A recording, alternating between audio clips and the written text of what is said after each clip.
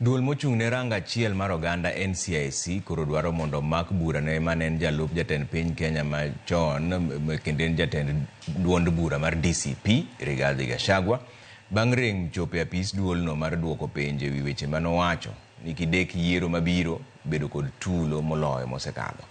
Jakom duolno Dr. Samuel Kobia wacho ni nyaka sani gisechwalo ng'ur ewi wachne apis jamin buche ka bende oyango ni gisechako timo nonro ewi jaod bura matiati William Kamket ewi gino manowachore ni ne osiayo tulo e kinde ng'anyo mar rowere pacho ka. Duolno bende oseyo nek, hinyruok kod ketho mwandu moseneno e pacho ka endi ahinya te kinde ng'anyo.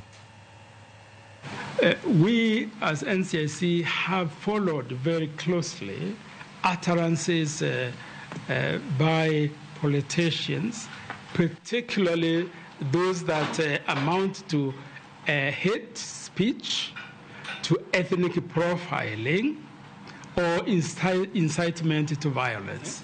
2 cases out of 26 cases have been forwarded to DPP for prosecution.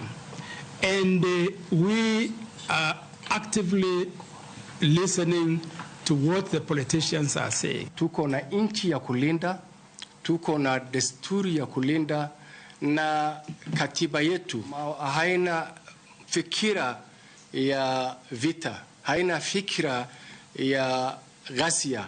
Katiba yenyewe ndio inatuambia kile ambacho tunafaa kufanya, na ni njia ya amani, ni njia ya kuongea, na njia ya kushauriana na kupendana.